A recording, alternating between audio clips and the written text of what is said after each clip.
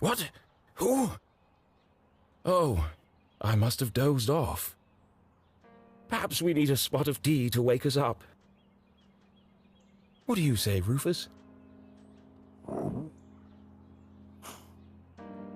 Yes, quite right. Better get back to work. This book won't write itself. Maybe I should start somewhere easier. I'll come back to the prologue later. The sun rose over another perfect day in picturesque Arthurton.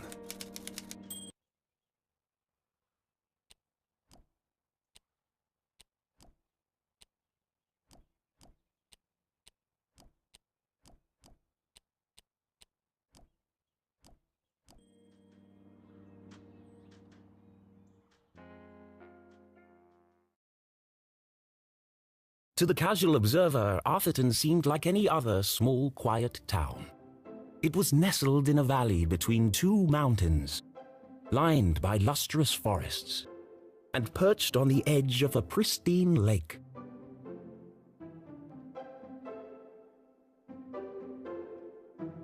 It had a main street with all the essentials, including a place to sip coffee.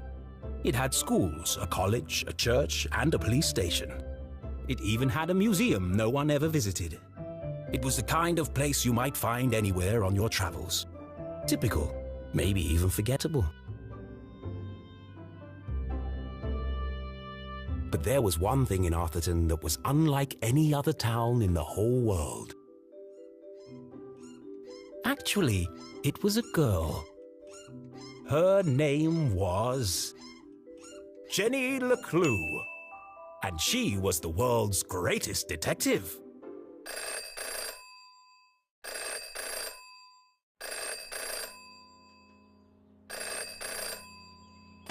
Finkelstein residence. Oh, hello, Glenda. Yes, he said he might ring. Okay, patch me through then.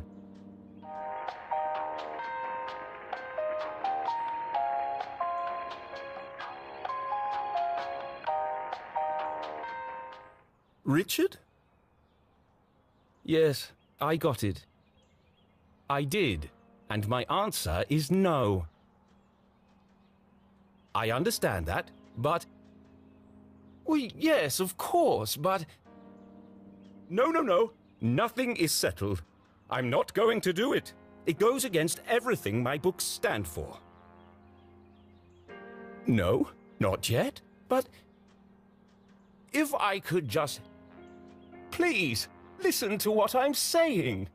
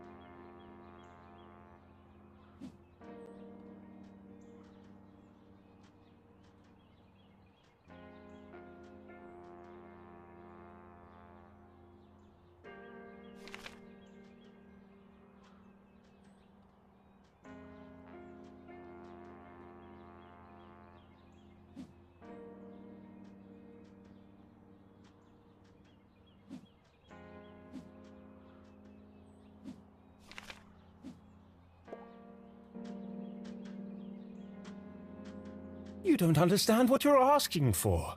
You want me to turn Jenny's world upside down? Kill off my characters and destroy everything I've built over the last 30 years? Fine. I'll give you what you want. But I warn you, I'm a stream of consciousness writer, and you have unleashed my fury. Good day, sir.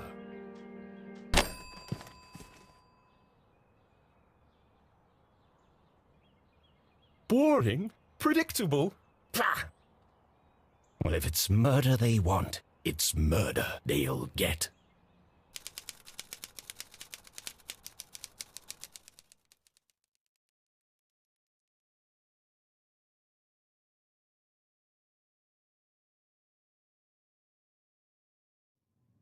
It should have been another perfect day in Arthurton. But today was different, and nothing would ever be the same again. To begin with, Jenny LeClue was dead.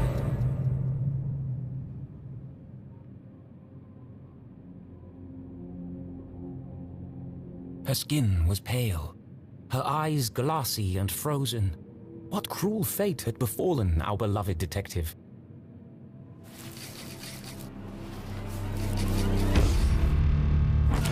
No, no, no! Never move the victim! Mrs. LeClue, she's doing it again. Jenny LeClue, you are a dead body. Dead bodies don't talk.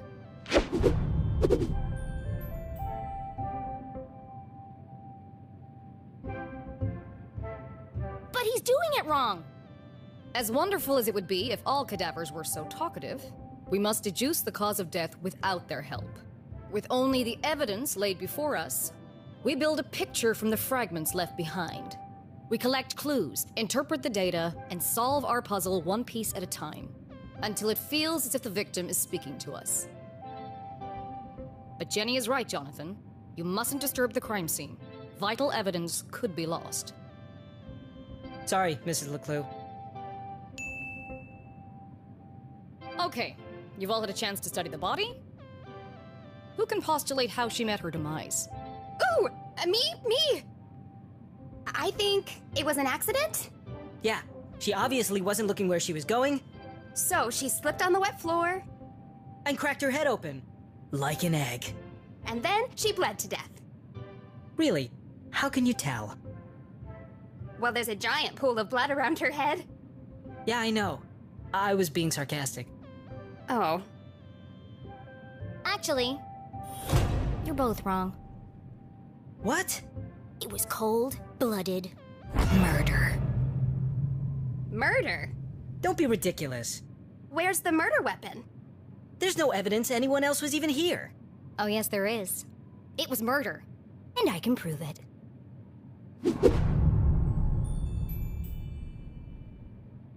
Jenny had read all the books. She'd absorbed all her mother's teachings. But there was nothing quite like getting your hands dirty. How many people get the chance to solve their own murder? The first step in any good deduction was collecting evidence. Seemingly insignificant details could provide a vital piece of the puzzle. First, I'll search the crime scene for clues. Then she'd analyze the data. And finally, Deduce the real cause of death.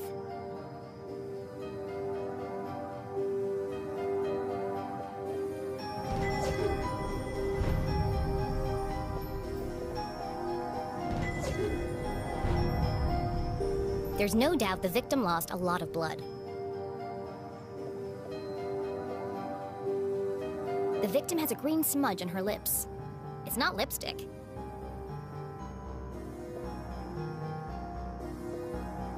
What a waste of perfectly good coffee. Jenny's love for coffee was almost as strong as her passion for crime solving. Chalky green residue on the rim. Smells like burnt matches.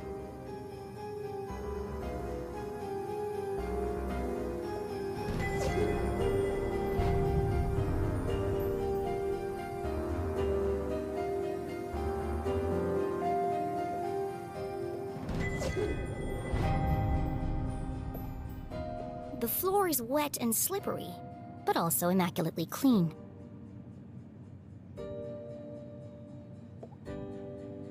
Approximately 8 sizes too big, and covered in mud.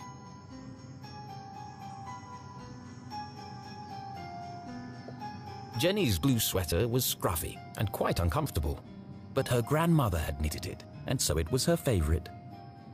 The more it itched, the closer she felt to her.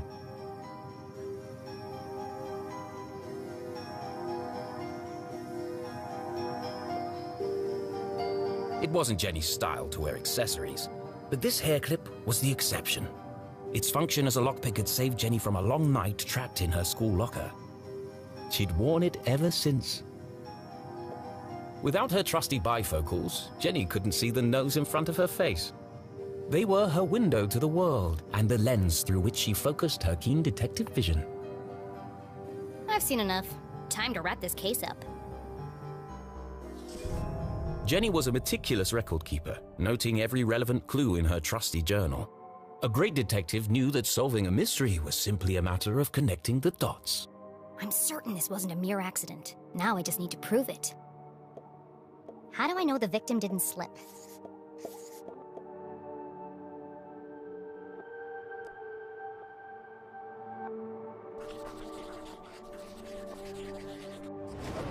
That doesn't quite add up. Let me give this some more thought.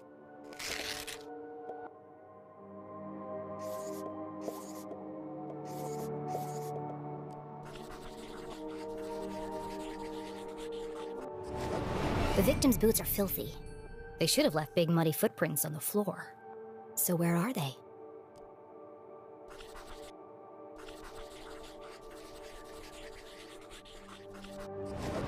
Either someone washed away her footprints, or she was carried here.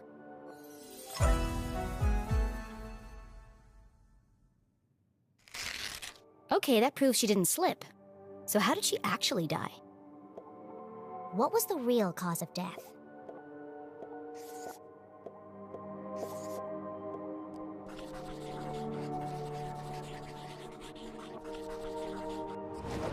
There's a green residue in the bottom of the victim's coffee cup. It smells of burnt matches. Phosphorus. Also found in common garden fertilizer.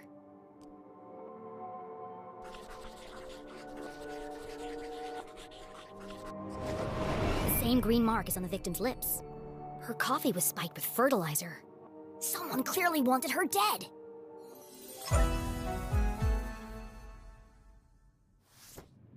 Ah, the case of the dead lab assistant. Gone before her time. Was it poison? Yes. A blow to the head? Yes. An accident? Certainly not. No footprints in an unshattered mug? She was killed somewhere else and carried here. This is the story of a scorned ex-lover. Jenny? The gardener, enacting his revenge. Jenny! A deadly brew of fertilizer and caffeine coursing through the veins. That's quite enough, thank you. What happens to the gardener? Is this gonna be on the test? Remember, class, even the smartest criminals make mistakes. This is how we catch a killer. But what's the point of all this? Yeah, there hasn't been a murder in Arthurton in years. Every town has a dark side, even Arthurton. By doubting, we are led to question. And by questioning, we arrive at the truth. Okay, that's all for today. Don't forget, next class is our field trip to the morgue. So have a light lunch.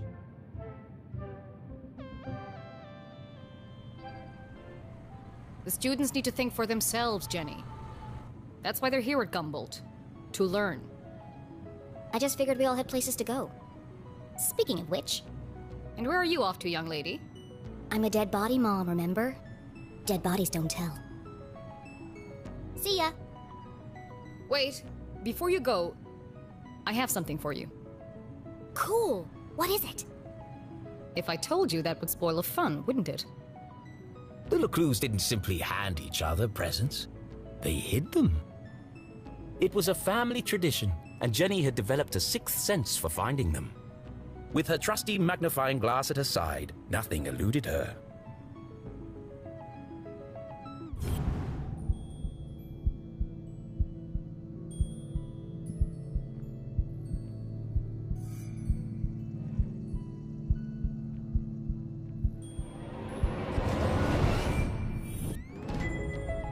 new journal! To Jenny, there was nothing better than the aroma of a fresh leather notebook. It smelled like mystery. Without missing a beat, she did what any detective worth their salt would do. She decorated it.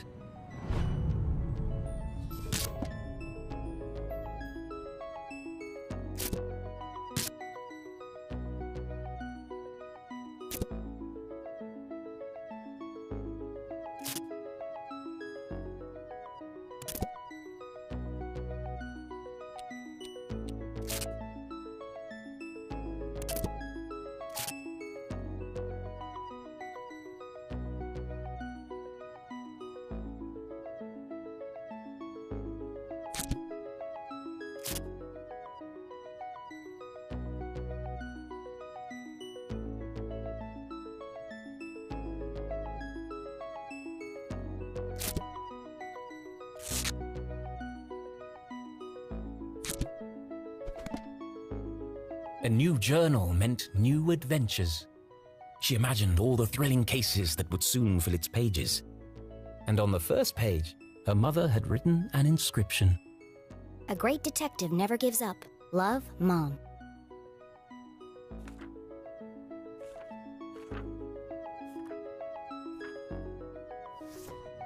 I love it. Thanks, Mom.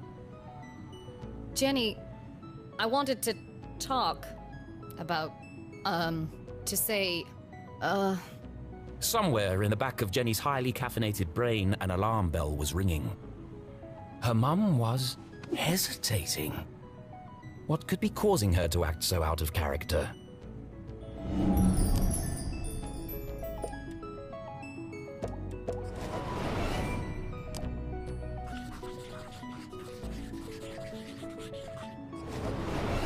Crossed arms. Furrowed brow. Jenny saw it coming from a mile away. Her mother was about to get Emotional. I've really gotta go. no, Jenny, wait. I need your help. What? Really? Jenny couldn't believe her ears. It was extremely unusual for her mother to ask for help. It must be something very important. Tracing the steps of a deranged killer?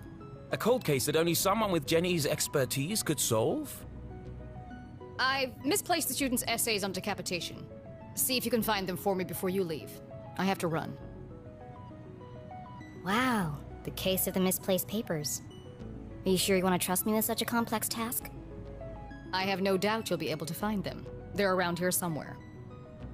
Jenny was unsure if her mother was unable to detect sarcasm or just really good at ignoring it.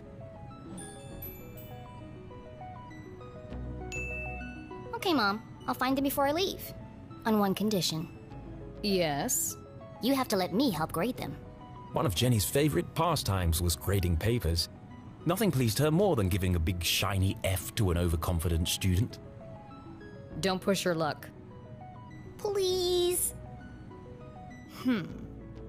Okay. Yes. Find the papers and go straight home. But I'm meeting Keith tonight. No buts, remember? Oh, I'm sorry. Maybe I'm still feeling the effects of being poisoned for your class. Well then, I have the perfect antidote. You're staying with your cousin this weekend, and you still need to pack. This again? Look, I've considered your offer, Mom, and I'm going to have to decline. I'm old enough to take care of myself. I'll be back late tonight. There's meatloaf in the fridge.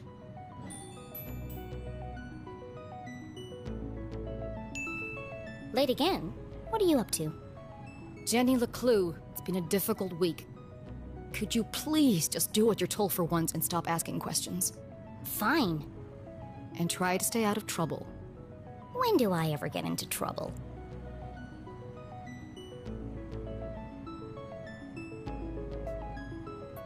All right, let's find these papers and get out of here. One of Jenny's earliest memories was making raspberry jam with her mum. It's the perfect substitute for blood in class demonstrations. And better tasting than the pig's blood the textbook recommends.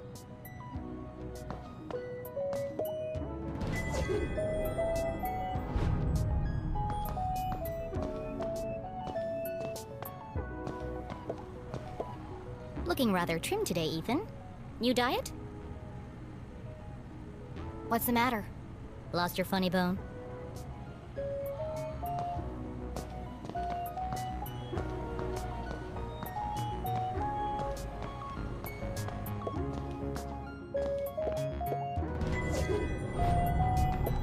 Please do not touch. Someone must be running an experiment.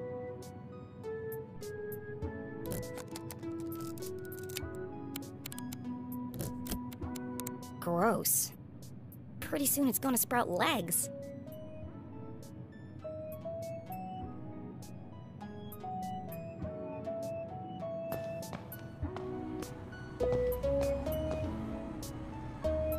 Becoming a great detective took more than book smarts. You needed real-life experience. And Jenny was always on the lookout for a chance to get her hands dirty.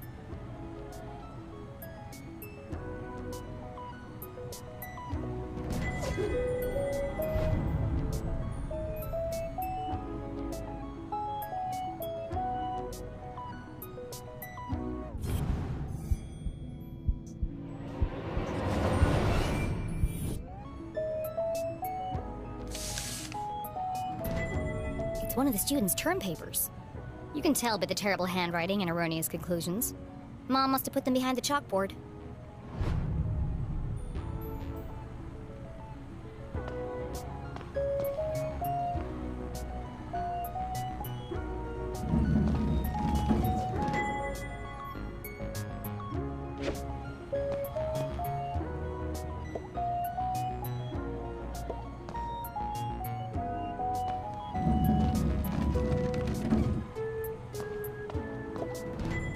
Found you. Time to get out of here.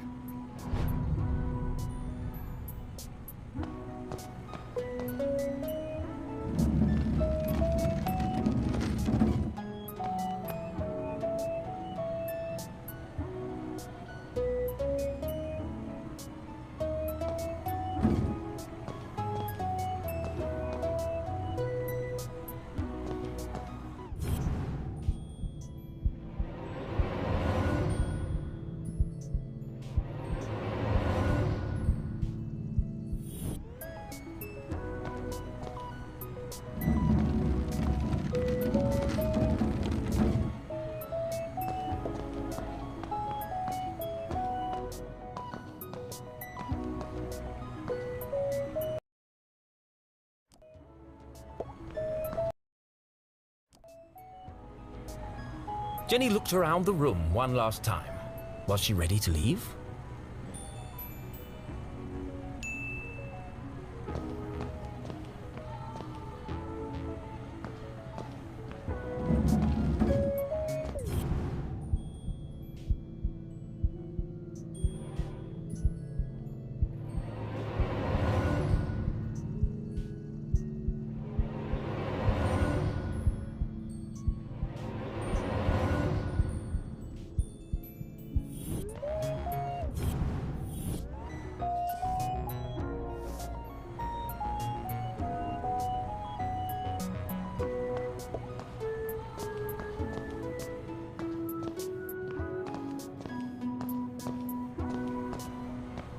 Jenny looked around the room one last time.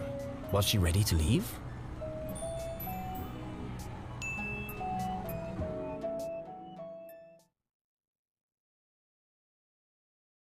Okay, so she wasn't really dead. That would be silly. No, Jenny was alive and well and ready for another perfect day.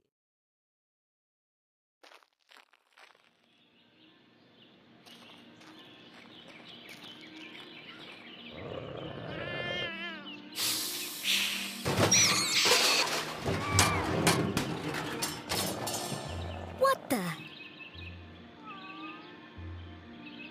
What a mess. I should investigate.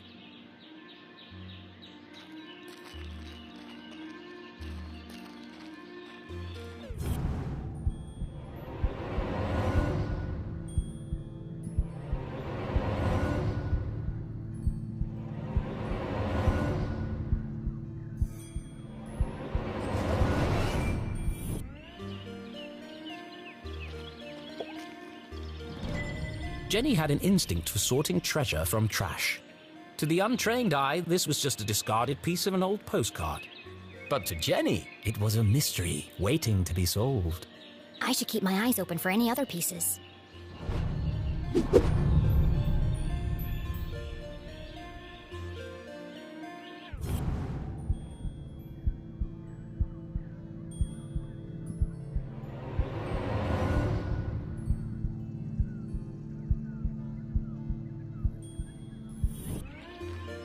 The notice board was awash with flyers, personal ads, and the occasional piece of gum. I'm amazed anyone can find anything on here. Fortunately, Jenny had a useful trick to use in a situation like this. Mom always says, a great detective eliminates the noise. Focus on the details, and you'll find clarity in the chaos.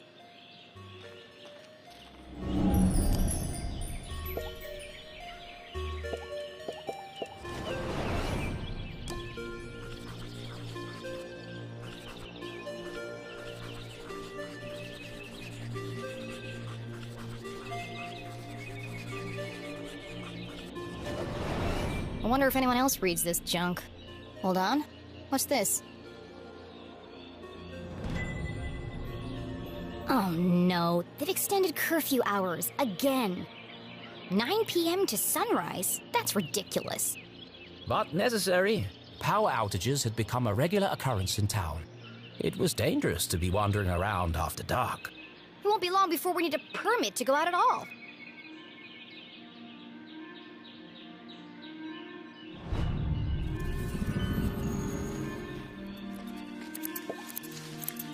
Hey, you! Oh, hi there! What are you doing back there?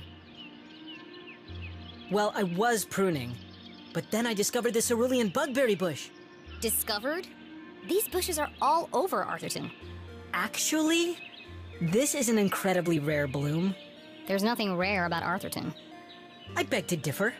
Arthurton has many beautiful and exotic plants.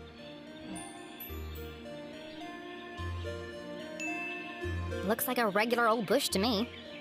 Wow. Some people just don't appreciate the wonders right in front of them. I guess that's why I'm one of the lucky few working in Dean Strasberry's greenhouse. Anyway, I should get back to work. I want everything to be perfect for the Dean's retirement celebration.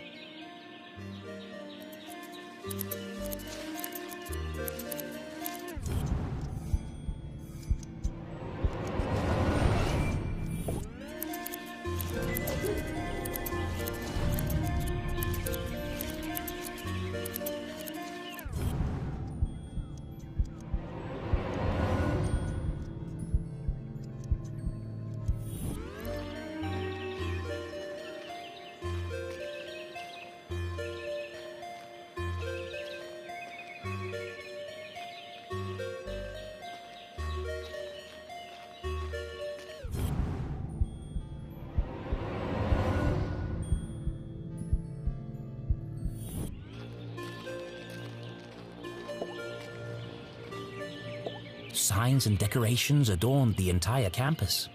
A party to celebrate the Dean's impending retirement.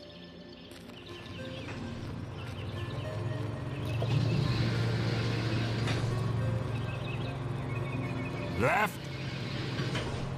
Left! I said left, damn it! What part of left are you having trouble with? My left or your left? My left. Obviously, I mean my left. Why would I mean your left? So you want me to move it the other way? Yes. Nothing would make me happier. If you're not careful, we're gonna have Braun's brains all over the floor. They seem busy. I should probably lead them to it.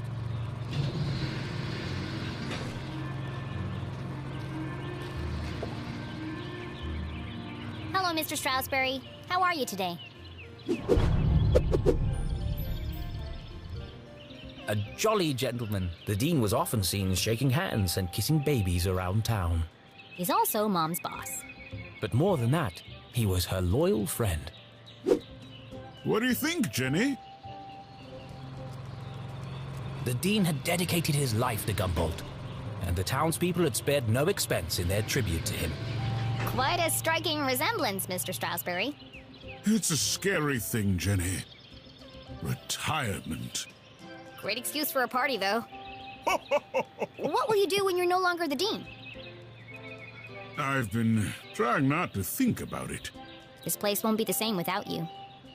Things change, Jenny. Time marches on, and we must do our best to adapt. It's going to be difficult, but I'm sure we will get through it. What do you mean, we? Do you think they made my belly too big?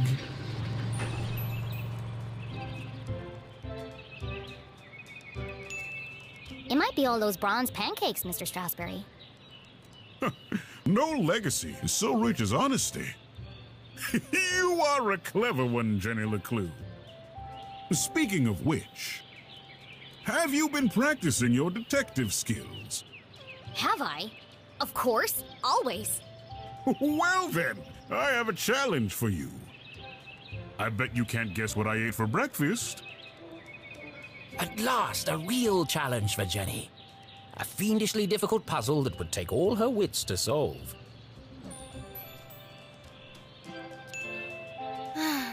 Well, okay.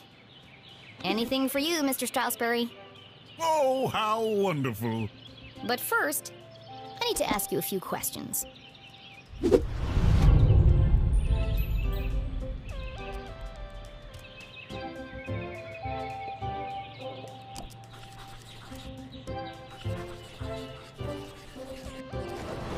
Dean was a big fan of the Gumboldt moonbeams. And not just because his son was a prominent figure on the team. Well, a bench warmer anyway.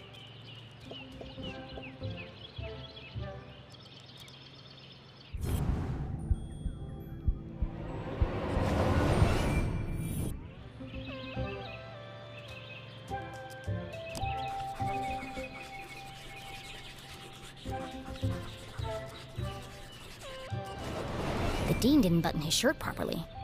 It looks like a bloodstain, but the seeds indicate otherwise.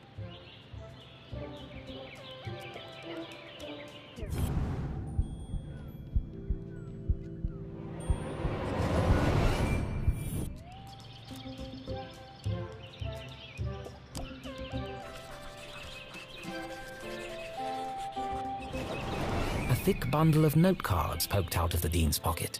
What's he keeping so close to his chest? You've been making a lot of notes, Mr. Strasberry. Oh, I was intending to make a speech on Saturday. Why have you scratched out so much of it? Your mother suggested I keep it short, and quite right, too. I must have rewritten it 20 times by now. I just can't seem to find the right words.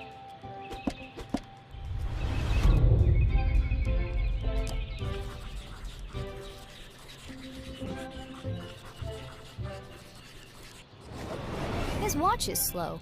That's unlike the Dean. He's usually very punctual. Your watch is 45 minutes slow. Is it? Oh my. That explains why there was no cheesecake left in the cafeteria. My head's not screwed on today. Thank goodness you noticed, or I'd be late for my meeting with your mother. Oh, really? She didn't mention anything to me. Oh, well, of course she wouldn't. It's nothing important. Why are you meeting then? It's just, she's helping me finalize my plans for, Your party? Yes, that's it. My retirement party. Thank you. Are you okay, Mr. Strasberry? Of course. Now let me just fix my watch before I forget.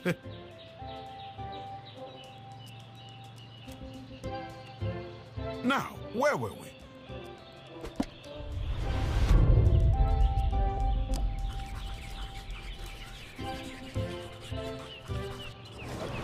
Ipsa scientia potestas est.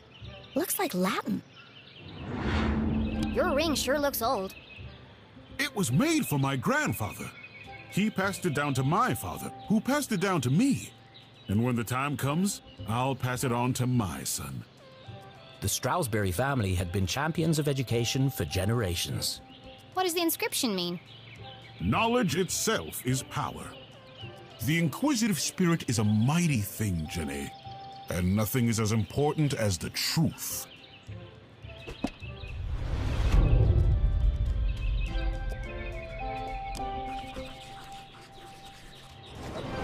For the Dean, being covered in plant life was not unusual. His work as a botanist was renowned. Looks like you're carrying some extra baggage today, Mr. Strasberry. Well, I do have a lot on my mind. I was referring to your legs. Oh, thank you. I have been doing my daily calisthenics. No, I mean the sticky stuff on your pants. What? Oh! Hitchhikers. I've been working on a new orchid hybrid in my greenhouse. They're beautiful, but the leaves are quite clingy. I will say, I am looking forward to spending more time in the dirt.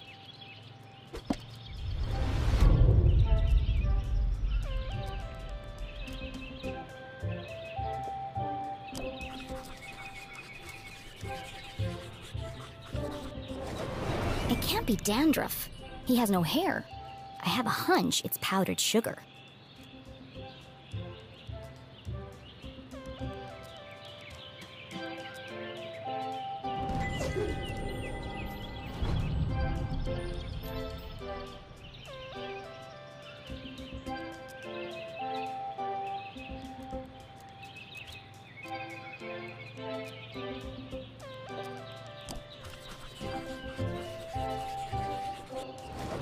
Looks like he accidentally put a spoon in his pocket instead of his pen. It's got a coffee stain on it. So, what do you think, Jenny? Can you guess what I had for breakfast? Sure, Mr. Strasberry. I've got everything I need to solve this mystery. What did the Dean eat for breakfast?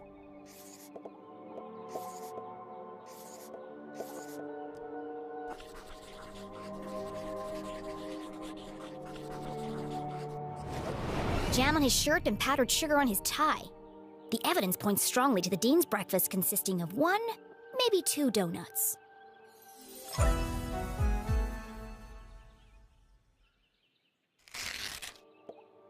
What else can I tell about the Dean's morning?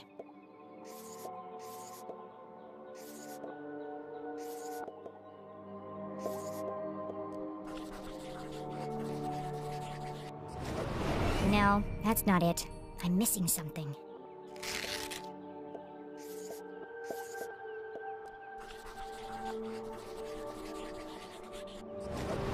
That doesn't quite add up. Let me give this some more thought.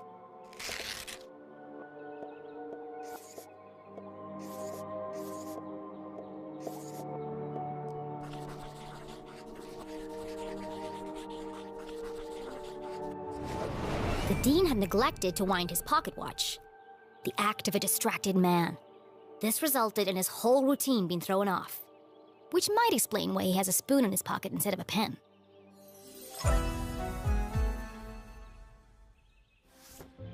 You had a donut for breakfast. Yes? I'm guessing... strawberry. How did you know? That part was easy. You always have donuts for breakfast. But something else caught my attention. Oh? I think you have something on your mind, Mr. Strasberry. You are usually a picture of precision and punctuality. But today, there's a spoon in your pocket and your shirt button is undone. My, you really are a LeClue. Your father would be so proud. Thanks. Well, I should be going. I'm meeting your son by the lake. And I'm meeting your mother in the library. What a small world this is. Too small. A perfectly small world with everything in its right place. Who would want to change that? Pardon? Nothing. See you on Saturday. Oh, yes. Until we meet again, Jenny LeClue.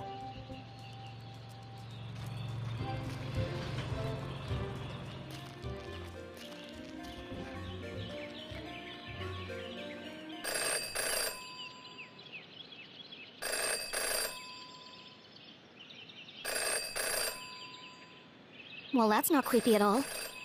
In her short time as a detective, Jenny had learned never to ignore a ringing phone.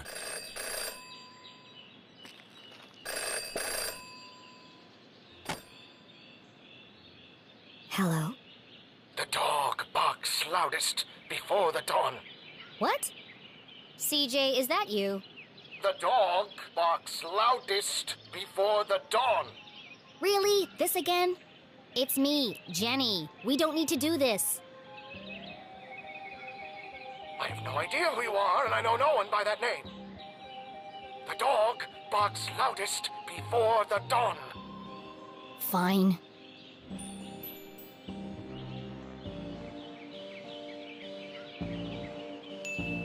You can lead a horse to water, but you can't make a cook a 5-course meal. Good. The wind blows strongly from the east.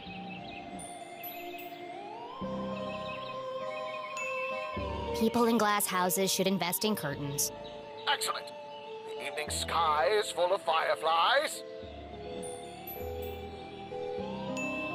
The absent-minded goldfish swims into the blender. Ah! Jenny, it is you!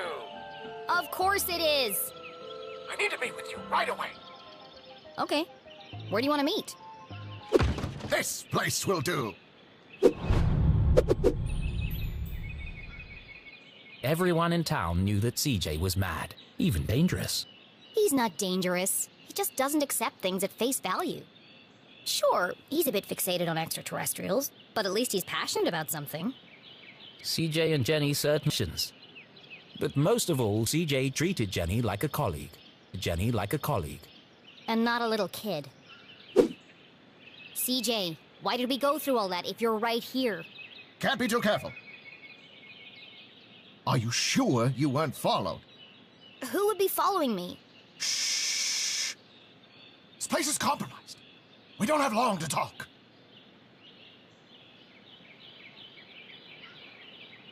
Now, what did you want to talk to me about? What? You called me. Did I? Why? Talking to CJ was a bit like navigating a maze. You had a rough idea of where you were headed, but you couldn't be sure you'd ever get there. I'll help you figure it out.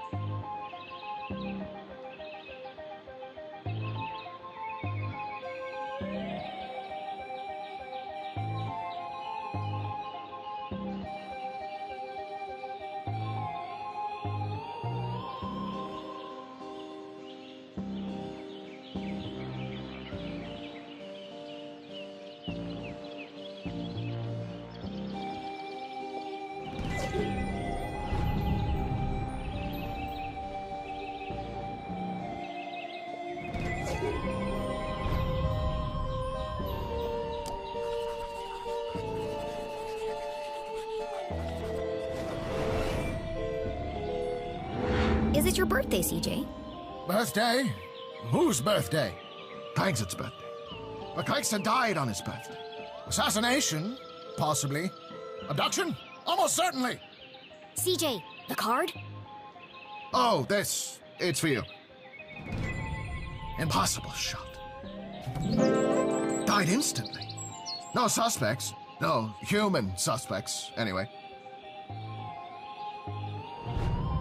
Thanks, CJ. That's, thoughtful. I didn't think you'd remember. I know what it's like to lose something important to you. Now triple shred and incinerate that card as soon as possible! It's got my fingerprints all over it!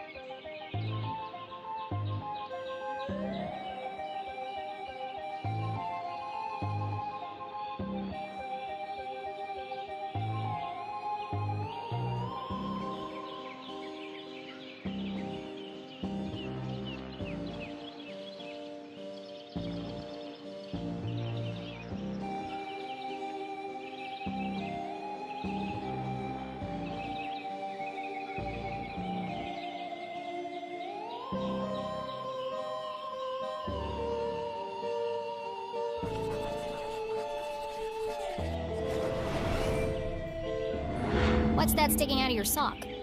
Ah! That's what I wanted to talk to you about. I intercepted a secret message. Classified intel. It's proof, Jenny. It's happening again. It's time for us to join the fight. This doesn't look like the kind of pamphlet he usually makes. It's been professionally printed. Could CJ finally be onto something?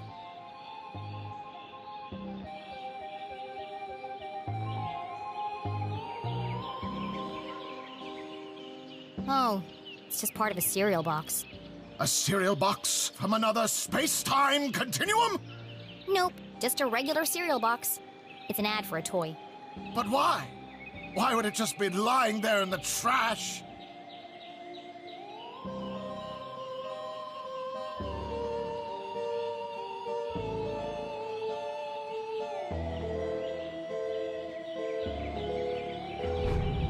I'm sorry, CJ. There are still great mysteries out there to solve, but this isn't one of them. Jenny had uncovered why CJ had contacted her, but something else had caught her eye.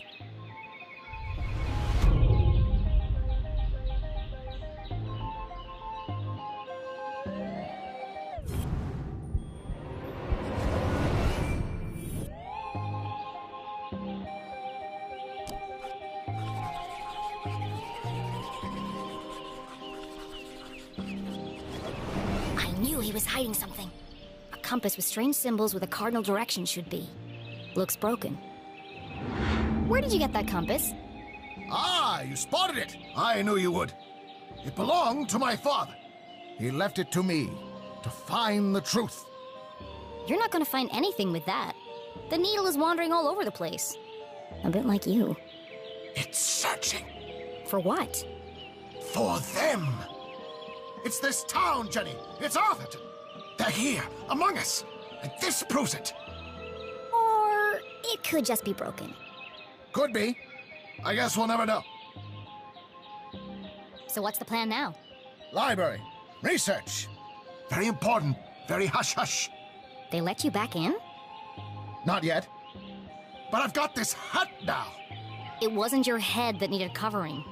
No, for disguise. I know, CJ. What is it this time? More UFOs? Radio wave mind control? A globally connected communication network used exclusively to view pictures of cats? Jenny, you sound crazy. I'm just preparing my defense for the hearing. Is this because you tried to hypnotize Mrs. Brown's prize poodle? No. That was last week. It's because I peed in the water tower. CJ, that's gross.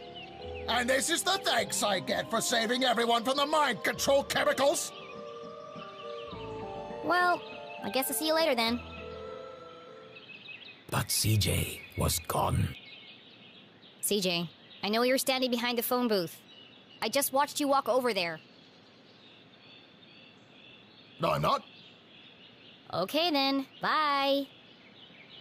See you later.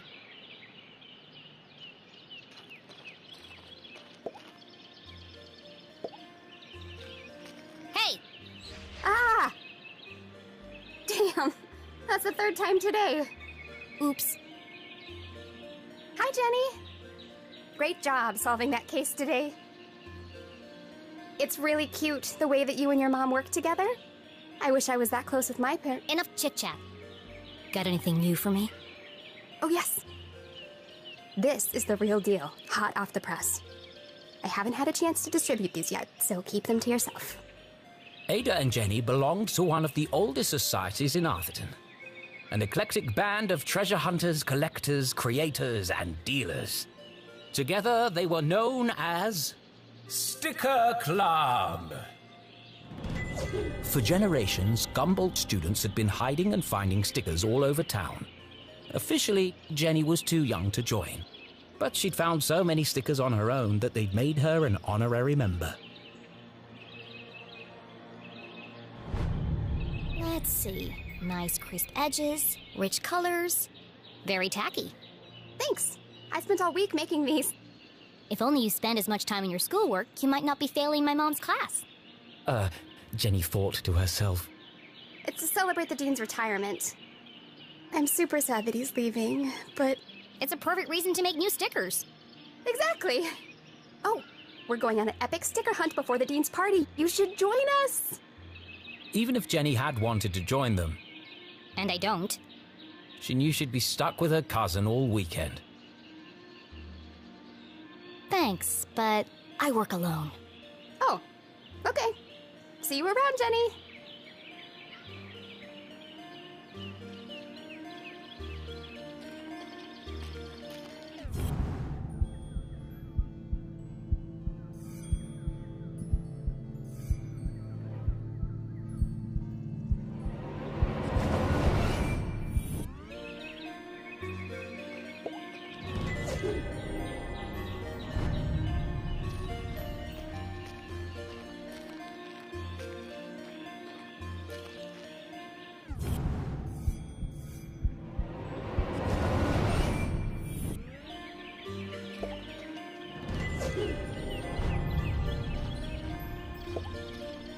Lake Nowhere, 1 mile.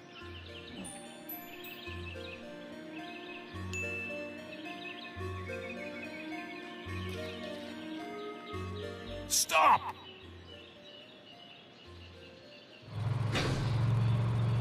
Perfect. Hold it right there. Okay, let her go.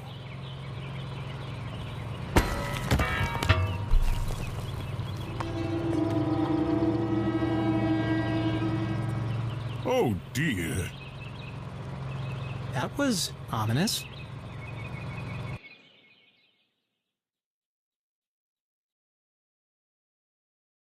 Detective for hire. Jenny had saved up the whole summer to place an ad in the local paper, but no one had answered it. Until now.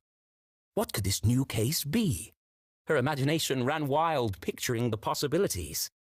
And so, after helping her mum at Gumboldt College, she hurried to the pier at Lake Nowhere to rendezvous with her new client and crack another thrilling case.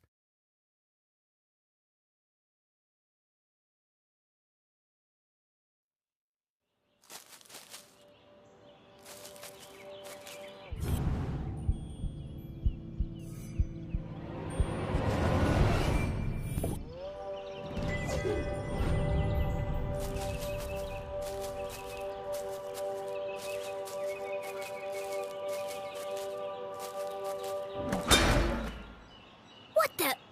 Hey, kid! Watch where you're going! Hey, screw you! Your wrench nearly cracked my head open. Oh no! It's not damaged, is it? That's my lucky wrench. Yeah, lucky it didn't kill me. When's this upgrade gonna be finished anyway? Look, kid, I just go where they tell me. Every night, another power surge. Every morning, another part of the grid fry. And I'm out here fixing it. Do I get any thanks? No. What's causing all the outages? At the moment, a little red-headed girl. Now throw me my wrench, kid.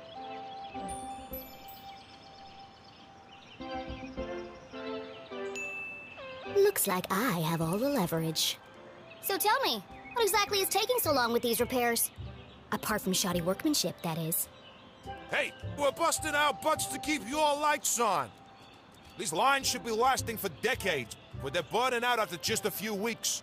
It's the strangest thing. Anyway, toss me my wrench. But be careful. It's a family heirloom. But what could possibly be using that much power? You're killing me, little girl. Arthurton's a tiny town. The mines are practically shut down. So what could it be? Surely someone must know.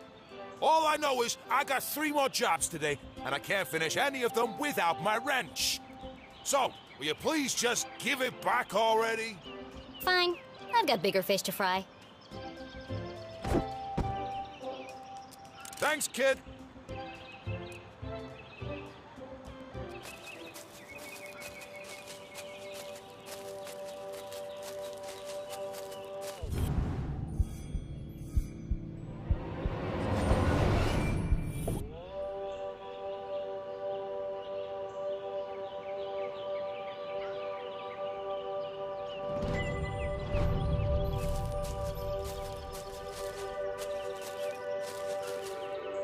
As Jenny stepped out of the dark forest, she saw warm sunlight reflecting off the cool lake. And next to that, something even cooler.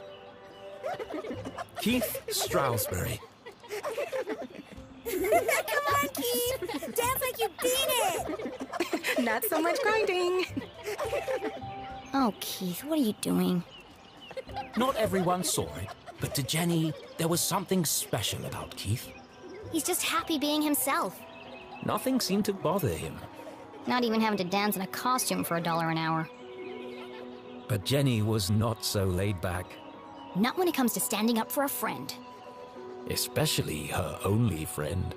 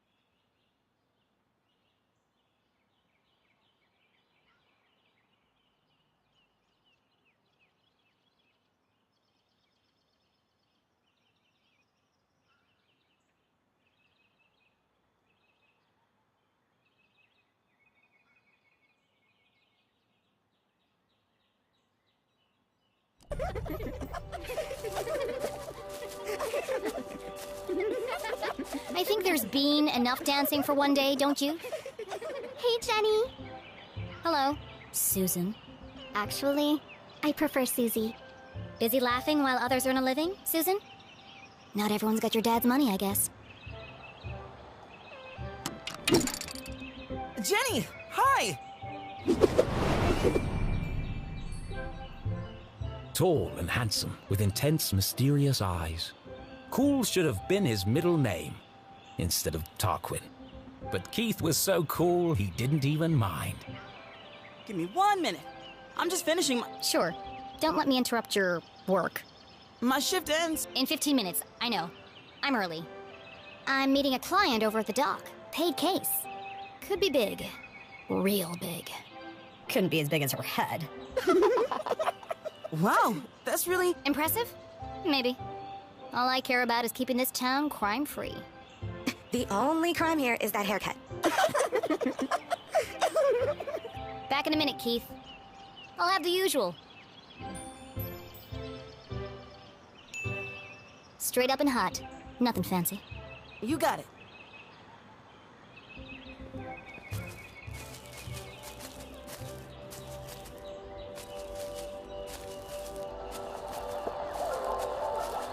How about now? Move it to the left a bit. What's he doing up there? Not now, kid. We're busy. Any better? No, keep going. Now? Yes, it's working. Hold it right there. That's what all the fuss is about? Not this guy again. What is that? Whatever it is, it's not my music. Maybe it's Jazz? Shh! I'm trying to listen. You shush. I'm the DJ. I'm in charge. When's this party getting started, boys? Oh, just a few more minutes. How are we supposed to dance to this? I think we're losing them. Another station must be interfering with the signal. But there aren't any other stations in Arthurton. Wait! All these wires must be acting as a giant antenna. Jenny listened closely to the mysterious transmission. It was like no other radio broadcast she'd heard before. Hold it steady! Sorry, I'm trying. That's just getting worse. You might as well come down. No, wait! I can almost make out what they're saying. But just like that, the sound faded away. What did you do? That's no use. Come on. We gotta get this equipment back to the AV department by 6. Jenny was so lost in contemplation, she'd almost forgotten the case at hand. My client. I'm supposed to meet her at the dock.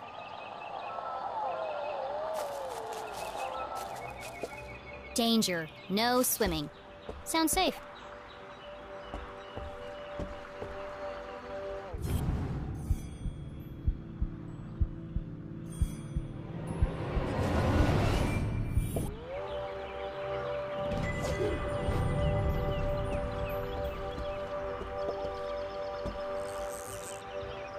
Aha! Got you this time, you slippery fella. Ah, shucks. Just another boot. Excuse me, Mr. Humdrum. Oh my! If it isn't little Jenny LeClue. What a glorious day, don't you think? As far as Jenny was concerned, small talk was like a second pair of underpants. Uncomfortable and completely unnecessary. But Mom always says, create a good rapport and they'll reveal everything to you. So she gave it a shot. How's the fishing? Oh, the fishing's great, but the catching is bad. All I'm getting are old boots and strange bits of metal. But just look out there, Jenny. She's got that wonderful afternoon glow. No one knew why the lake glowed at night, and few were brave enough to swim its murky waters. What lay beneath its depths was the stuff of myth and legend. Somewhere out there lies the giant red herring, or so they say. But no one's ever caught one. Sounds fishy to me. Well, if she's out there, I'll catch her. Someday. Great. Well, now that we have a good rapport, where can I find Mrs. Humdrum? Well, she's down there on the ridge. Oh, if you're headed down there, there's a knack to getting the ladder to work. First you shake it, then you kick it, and then you push it. Sounds unnecessarily complicated. I'll join you down there in a bit. Just have to sort my tackle out.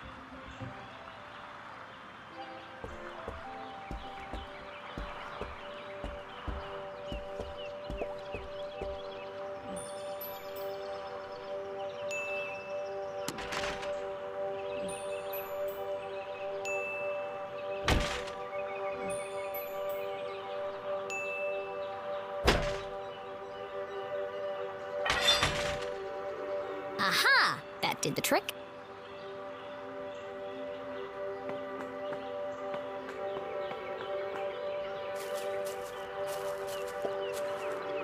Mrs. Humdrum, I presume? Oh, hello! You? I'm the private detective you contacted.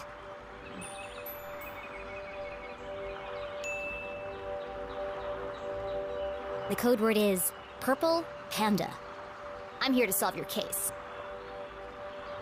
Who is it, Dan? It's Jenny, dear, the LeClue girl. She doesn't see so well without her glasses. Oh, hello, Jenny.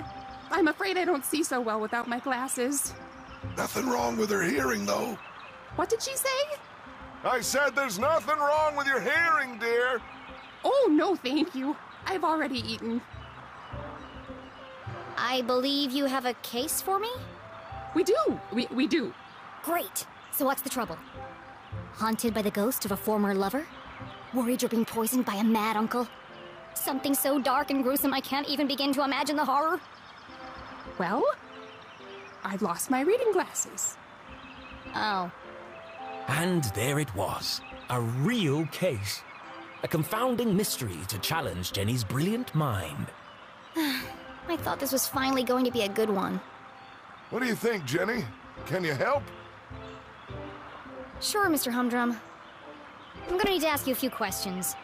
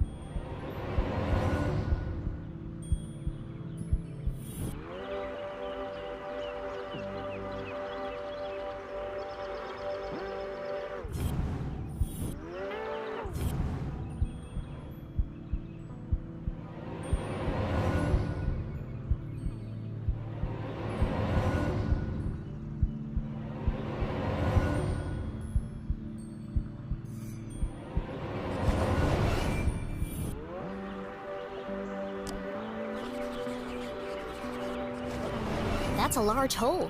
She must have caught it on something.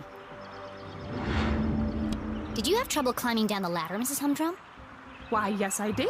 How on earth did you know? There's a tear in your pants pocket. Well, what do you know? I didn't realize these pants even had pockets. I've never been interrogated before. This is such fun.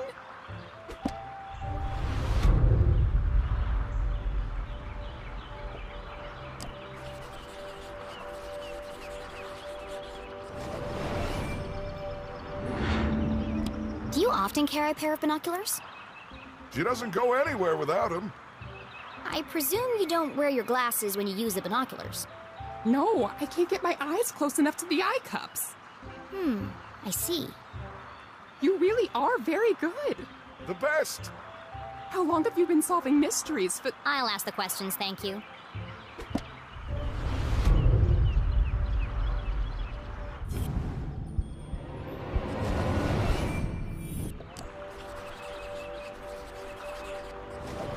Jenny had often snuck through the hole in the fence at Grubman's to watch the races.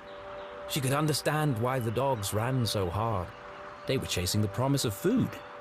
What the adults were chasing was less relatable. I notice you're a gambler, Mrs. Humdrum. You've been to the Greyhound races. That was yesterday. We always go to Grubman's on Wednesday. Did you take your binoculars with you? Of course. Those little critters are so far away, I can't keep up without my binoculars. Interesting. What's next? Fingerprints? Oh, polygraph test? It's like you're reading my mind.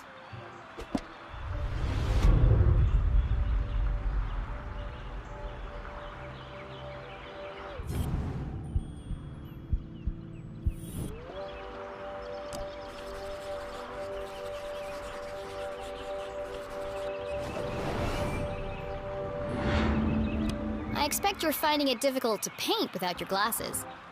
Oh no, I never wear them when I paint. I like to feel the canvas, to interpret the colors. She's an incredible painter. You should have her paint you. Thanks, but I don't mix business with pleasure. Have you figured it out yet? The suspense is killing me.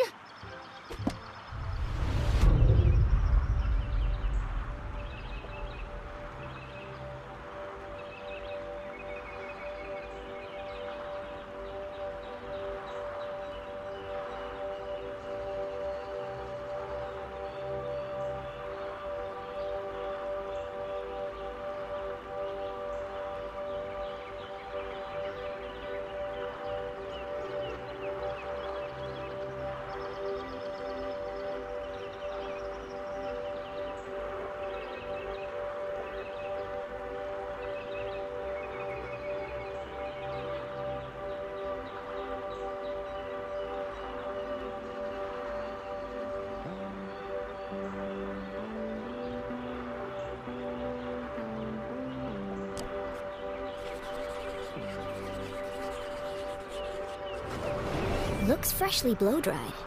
A professional job. Your hair looks lovely today, Mrs. Humdrum. Is that a new style? Thank you. I had it done yesterday. Dan didn't notice. They call it the Queen's Coif. Well, it's certainly big. And expensive. But I'm worth it, Dan. Who could put a price on that beautiful head of hair? You're not so bad yourself, hot stuff. Gross. I feel like you know more about me than I do.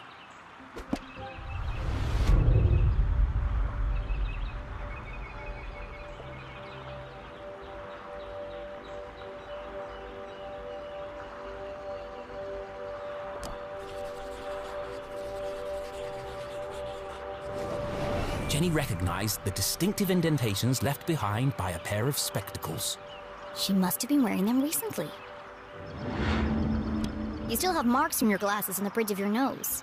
You probably lost them within the last day or two. Oh, I never would have thought of that. When do you last remember wearing them? I'm really not sure. Dan? You had them at your Tuesday book club. Oh, yes. We're reading 50 Shady Graves. You are so thorough. Any more questions? I think I have everything I need to wrap this one up. Where are Gail's glasses?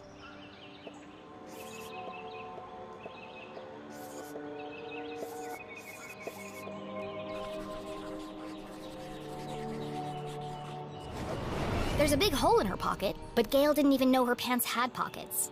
So it's unlikely that she would keep her glasses in them.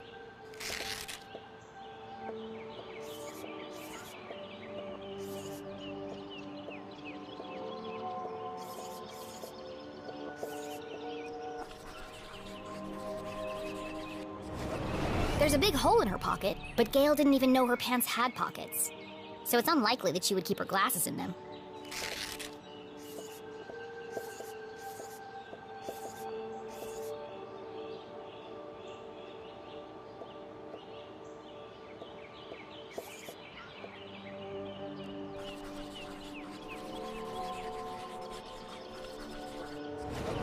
Gail was at the races last night. She had to remove her glasses to use the binoculars.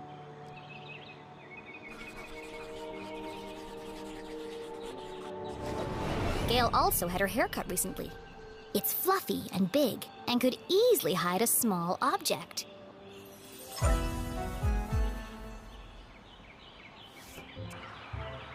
Solving a complex mystery like the case of the missing glasses was tough work. But now came the most satisfying part: delivering the dramatic denouement.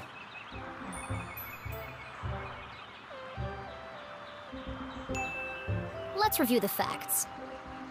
1.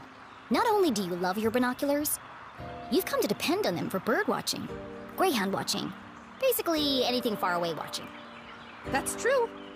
I immediately sensed the two optical devices, your binoculars and glasses, were incompatible. Thus, to use one, you had to remove the other. Fascinating. Fact 2. Yesterday, you changed your hairstyle. I did. Though fun, it was also impractical. And so tall that it could easily conceal a small object. I see where this is going. Please, don't interrupt. After much research, deliberation, and debate, I've concluded there is only one place the missing glasses could be. They've been on your head the whole time. Oh, so they are. Right there on top of my head. Incredible! What a talent! They're always in the last place you look, aren't they? A master detective in the making. What would we have done without you? Gail, don't forget to pay the girl. Oh, of course, silly me. You must be rewarded generously for all your hard work.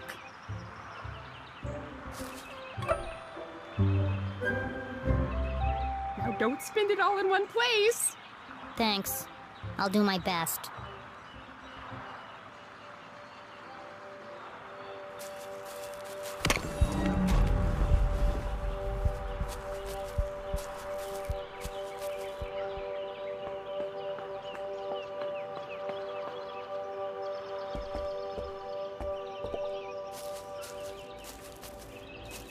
Are you ready, Keith?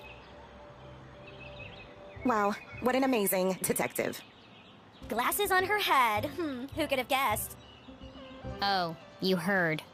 Whatever would we do without Master Investigator Jenny LeClue? I thought it was pretty cool, Jenny. And a whole nickel. You must be so excited. Yeah, that's more than her mom makes in a month. Come on, guys. Let's all just... Hey, Jenny, my grandma called. She wants her sweater back. Oh, how wonderful it was to joke around with friends. I've had enough of this.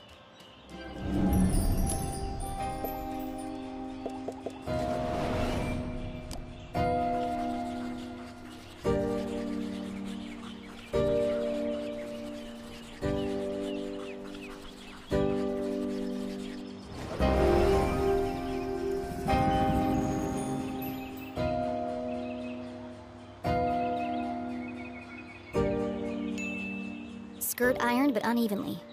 The work of a distracted housewife. Brand new, hideously overpriced shoes. Overcompensating father. Your dad's sleeping with Deborah's mom again, isn't he? What? No! How do you... Shut up, Jenny! You don't know anything! Wow, Jenny. That was cruel. Who even says something like that? Aw, don't cry, Veronica. She's just a weirdo nobody! Jenny, let who? And the case of the missing friends! Yeah. Good one, Veronica. Come on, let's get you home. Are you coming, Susie? Thanks for the coffee, Keith. And the extra sugar. Of course. It's nothing special at all, and the same thing he does for everyone. Oh, okay. See you around, Keith.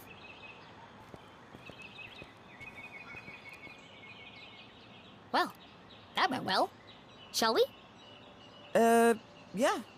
I've got no customers now anyway.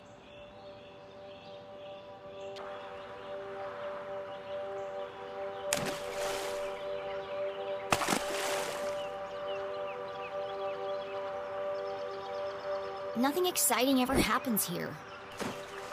I'm so tired of these simple cases.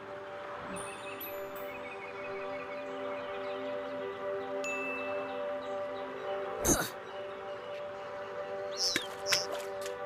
How am I supposed to become a real detective if there are no real crimes to solve?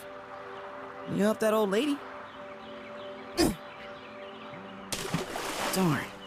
Thanks, Keith. But it was stupid, and everyone knew it. Including your girlfriend. She's not my... And you really mustn't let them treat you like that. You should stick up for yourself. They don't mean anything. Sometimes you just gotta speak up and say how you feel. Well, You can't just let people walk all over you, Keith. Okay.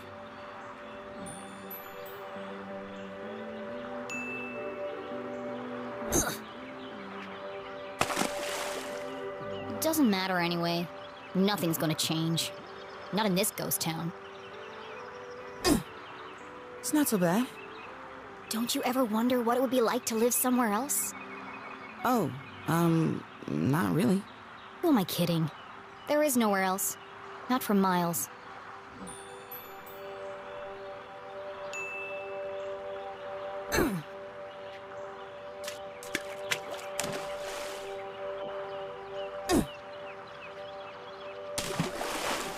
Oh, shucks. I see practice is going well. Is your dad still pressuring you to play? Well... Come on, Keith. You hate basketball. And tough love, but you're the worst player on the team. Not the worst. Well, on the bench anyway. Why don't you just tell him you don't want to play anymore? It's a Strawberry tradition. That's my point, Keith. This whole town is dead, stuck in the past. Everyone is just doing what they're told without questioning why. Where's the ambition, the sense of adventure? Are we still talking about basketball?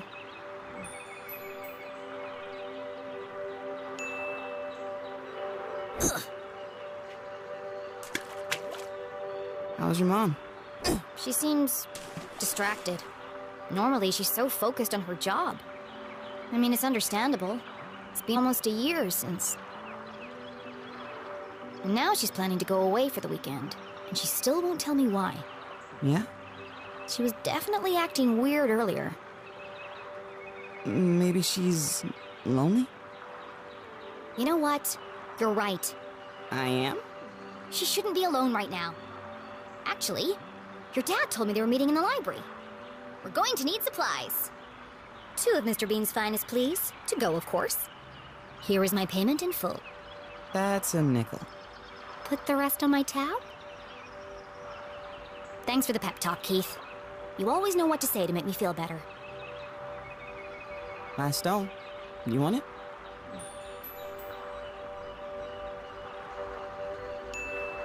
Thanks. Woohoo! Bullseye!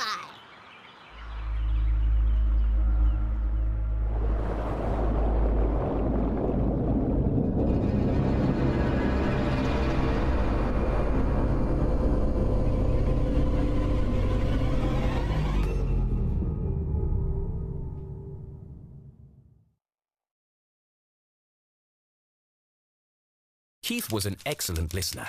Or maybe he just didn't speak much. Either way, Jenny really enjoyed their little talks. He was the only person who really seemed to understand her.